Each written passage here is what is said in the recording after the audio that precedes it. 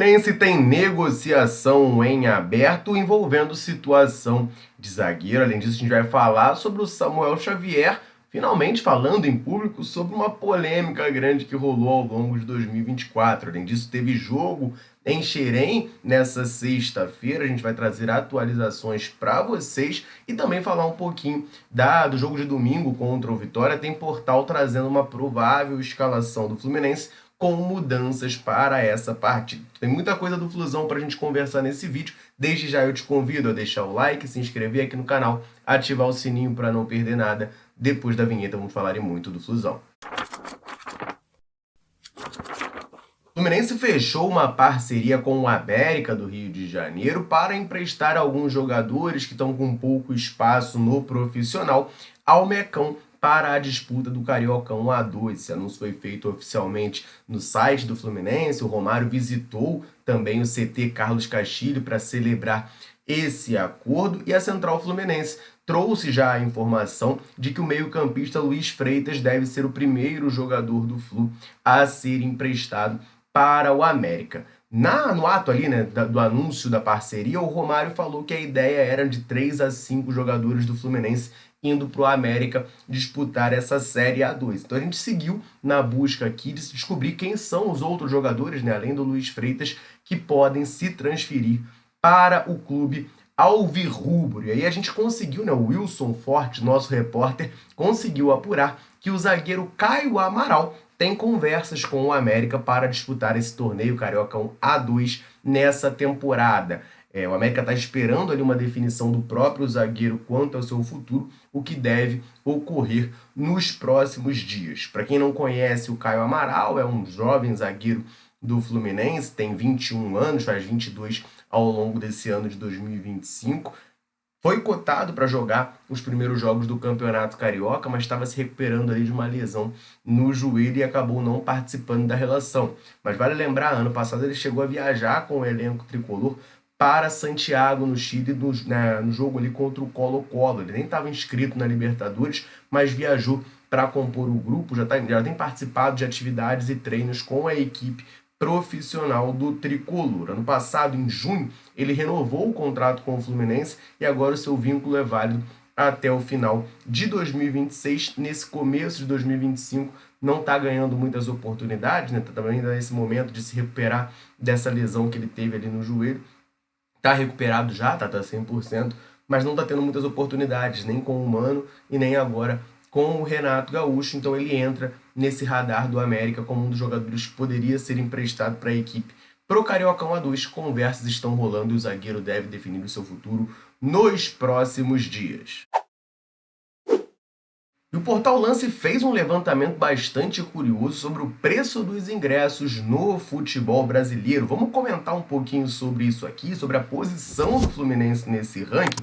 Mas antes, rapidamente, lembrar você ligado aqui na Central Fluminense de correr no comentário fixado desse vídeo, porque lá você vai encontrar o link do canal da Central no WhatsApp. Nesse canal você fica por dentro de tudo que acontece com o Flusão na palma da sua mão, diretamente no seu celular. Para fazer parte é muito fácil e muito simples. Você vai correr no comentário fixado desse vídeo, vai clicar no link, automaticamente vai abrir no seu WhatsApp o canal da Central. Você vai apertar o botão seguir no canto superior direito da sua tela e vai começar a receber tudo que acontece com o Flusão na palma da sua mão, diretamente no seu celular. Combinado? Te espero por lá. Vamos falar então desse levantamento feito pelo Portal Lance dos preços dos ingressos dentre os clubes da Série A do futebol brasileiro. O Fluminense está ali numa posição bem mediana, né? 11º colocado, não está nem entre os mais caros, mas também não está entre os mais baratos. Quem se destaca com o preço do ingresso muito caro é o Palmeiras, né? O líder ali com o ingresso custando em média R$ 80,06. Em segundo lugar vem o Vasco da Gama, nosso rival, com o ingresso custando em média R$ 72,80. Flamengo em terceiro lugar, com o ingresso custando em média R$ 70,76. E fecha o top 4 o Corinthians, com ingressos custando em média R$ 68,92. O preço médio do ingresso do Fluminense, repito, 11º colocado nesse ranking, é de R$ 47,29. Os últimos 4 ali, os ingressos mais baratos são do Vitória, 17º, custando R$ 32,54. Do Mirassol, que custa em média R$ 28,00, do Ceará, que custa em média R$ 19,30, e de longe o ingresso mais barato é o do Fortaleza, ingresso médio, tá, gente? Ticket médio mais barato da Série A é do Fortaleza. O ingresso custa em média R$ 12,42. Isso explica também muito porque que a torcida do Fortaleza está sempre muito presente no Castelão e apoiando a equipe. E isso não é uma crítica minha não, tá? Não entendo errado, é o contrário, é um elogio. O Fortaleza tem preços populares de ingresso, tem uma média aí de R$ 12,42. A torcida sempre com o estádio lotado, jogar lá no Castelão é difícil pra caramba. Cria-se um fator casa muito forte e a gente vê as campanhas que o Fortaleza vem fazendo na Série A desde que retornou à elite do futebol brasileiro, sempre muito forte, mais um ano jogando a Libertadores. Então fica aqui meus parabéns ao Fortaleza por conseguir, né, botar esse preço do ingresso baixo, a torcida comparece, faz essa pressão, sai bom para o clube, porque muita gente comprando ingresso não tem prejuízo, é bom para a torcida que consegue ir aos jogos e é bom para o time porque tem o apoio do torcedor. Fluminense em 11º nesse ranking com um ticket médio ali de R$ 47,29. Vamos falar um pouquinho de Xerém agora. Teve 2 Fla-Flus nas categorias de base que eu quero trazer a atualização para vocês. Vamos começar falando do Sub-15, porque nessa categoria, pela 6ª rodada do Campeonato Carioca, o Fluminense saiu atrás do Flamengo, mas conseguiu a virada relâmpago, né? 2 gols ali em 2 minutos para o Fluminense vencer esse jogo por 2-1. Tá passando aí na tela, ó, os gols do Fluminense. O Lucas Suzano tabelou ali com o Rian, ó, recebeu cara a cara com o goleiro, bateu na saída e empatou o jogo para o tricolor. Depois do segundo gol, também os dois participando, ó. O Lucas Suzano de calcanhar acha o Rian, que cruza rasteirinho, e o Danilo Pérez no segundo pau aparece para finalizar e virar o clássico, garantir a vitória tricolor. Foi a primeira vitória do Fluminense em clássicos no Sub-15 nessa temporada e agora o tricolor chega à liderança da competição com 17 pontos. Então, meus parabéns aí à molecada de Xerém do Sub-15 vencendo o Flamengo, né, desde cedo, mostrando que é normal. Infelizmente, no Sub-17, o Fluminense não teve a mesma sorte. A gente acabou sendo derrotado para o Flamengo por 1-0. Né? O destaque desse jogo vai para o volante Peter, que mais uma vez esteve presente em campo, já tinha voltado a jogar no final de semana, jogou novamente nessa partida de hoje. Ele ficou 1 ano parado por lesão, né? Teve uma lesão bastante grave, ficou durante 1 ano parado. Agora está retornando ali ao time do Fluminense, que ele consiga voltar a desempenhar o futebol que ele tinha, a qualidade que ele tinha antes dessa lesão, né? 1 ano parado é algo que prejudica muito o jogador, sobretudo nessa altura de categoria de base, né? Atrasa bastante o desenvolvimento e a evolução. Espero que não aconteça isso com o Peter e que ele consiga jogar o seu melhor futebol e quem sabe lá na frente ajudar o Flusão na equipe profissional. Charla Podcast, muito conhecido por levar diversas personalidades do mundo do futebol, convidou hoje o Samuel Xavier, lateral direito do Fluminense, para participar. Ele falou de muita coisa, claro, falou da Libertadores, mas também comentou sobre uma polêmica recente. A gente vai falar um pouquinho sobre isso, só antes deixa eu rapidinho aproveitar para dar uma moral para a galera tricolor sempre ligada aqui na Central, sempre nos dando aquela moral. Em todo vídeo eu convido você que está aí assistindo a comentar aqui embaixo, falar o seu nome, de onde você acompanha a Central Fluminense. A gente gosta demais de saber até onde nesse mundo gigantesco a gente consegue alcançar. Galera, chega junto, deixa um comentário e sempre que a gente pode, a gente vem aqui e manda aquele abraço.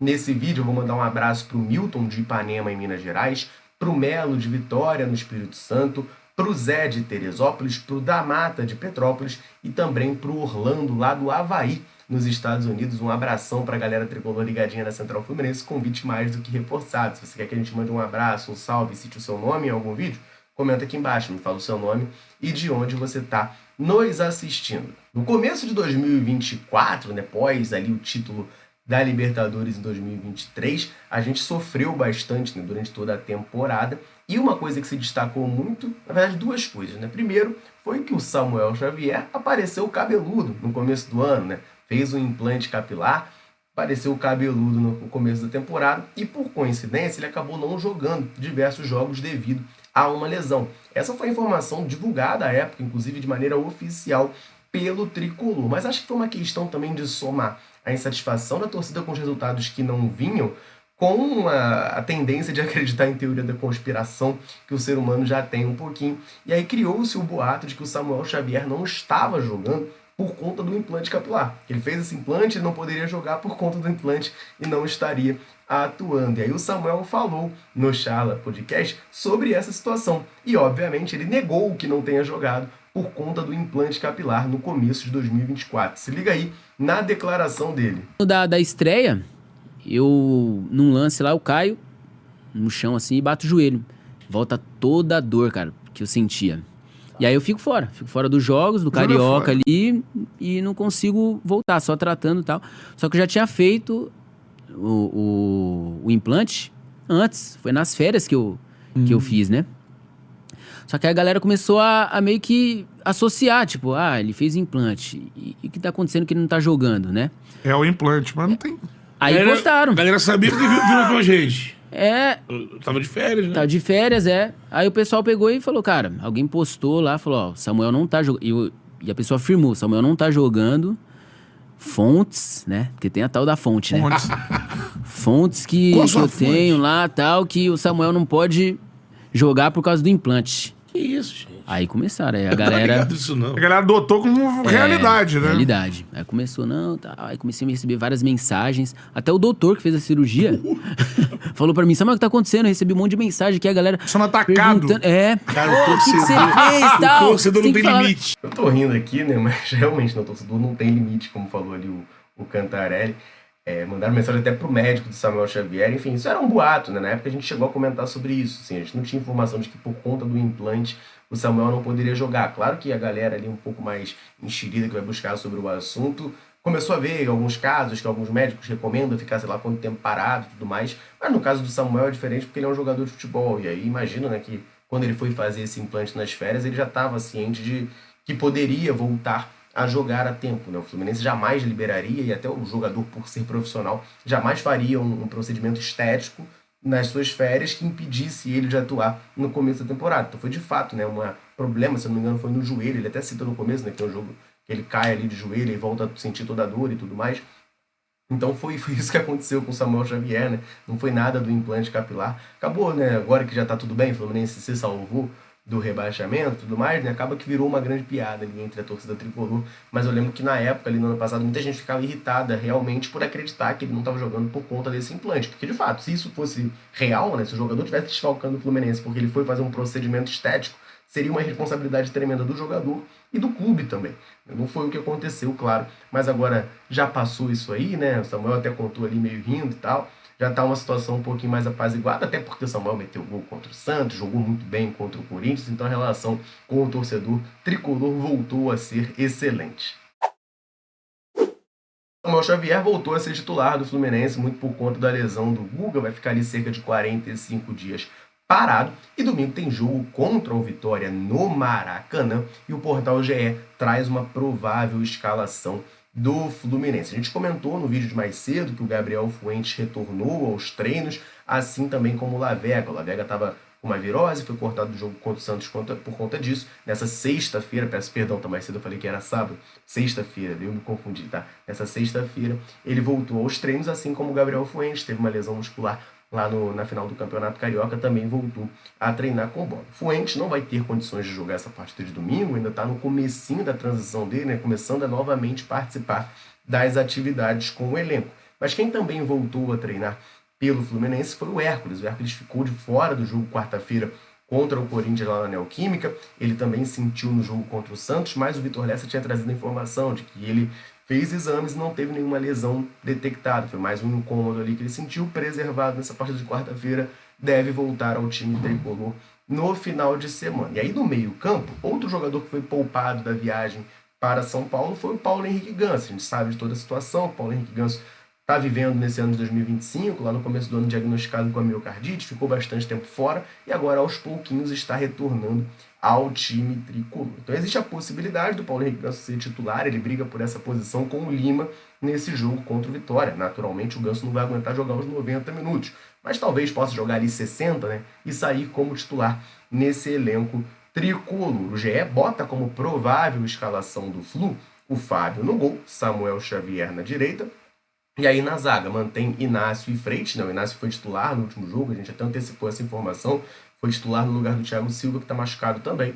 ao lado do Freitas. Na esquerda, o René, com bastante moral agora, né? Fez uma partida muito boa contra o Corinthians e, claro, foi premiado com aquele golaço de perna direita. Confesso que quando a bola veio, eu vi o René chutando, naquele milésimo de segundo eu pensei, ou ele vai isolar, vai mandar essa bola na lua, ou ele vai fazer um golaço. Felizmente, ele fez um baita golaço, né? Ganhou muita moral ali com a torcida do Fluminense. No meio-campo, existe a dúvida. O Facundo Bernal jogou contra o Corinthians, foi titular, já que o Hércules estava fora, mas eu, sinceramente, não gostei da atuação do Bernal. Eu achei que o Bernal foi muito mal nesse jogo, diferentemente de contra o Santos, por exemplo. Contra o Santos ele foi muito bem, entrou ali no segundo tempo e foi muito bem na partida. Contra o Corinthians eu não gostei. Existe a dúvida ali entre ele e o próprio Hércules, né? Hércules retornando ao time do Fluminense. Os dois disputam a posição. Em tese, o Hércules é o titular, ao lado do Martinelli, na ausência do Otávio, né? O Otávio se machucou, é quem jogava muito ali com o Mano Menezes. Está machucado, talvez nem jogue mais nessa temporada de 2025. Então fica essa briga ali no meio campo entre Hércules e Bernal para jogar ao lado do Martinelli. E aí na armação, essa é a dúvida do Fluminense. Paulo Henrique Ganso ou Lima. O Lima vem sendo titular, o Renato até falou da saída dele precoce no jogo contra o Corinthians, porque o Lima teve febre e tudo mais. Tinha condições ali de começar o jogo, mas não aguentaria os 90 minutos. Mas eu não tenho gostado das atuações do Lima também na articulação do time tricolor. Lá na frente, o trio de ataque clássico do Fluminense já, né? Arias de um lado, Canóbio do outro e o Germancano no comando de ataque na referência tricolor. Eu quero saber de você, ligadinho aqui na Central Fluminense. Tem duas dúvidas aí, né? Dois grandes pontos de interrogação nesse time do Fluminense. Quem você escolhe, Bernal ou Hércules? E a outra posição, Ganso ou Lima? Como que você começaria esse jogo de domingo contra o Vitória? Comenta aqui embaixo pra gente trocar aquela ideia. Combinado? Eu vou ficando por aqui. Um abraço, saudações tricolores. Tamo junto.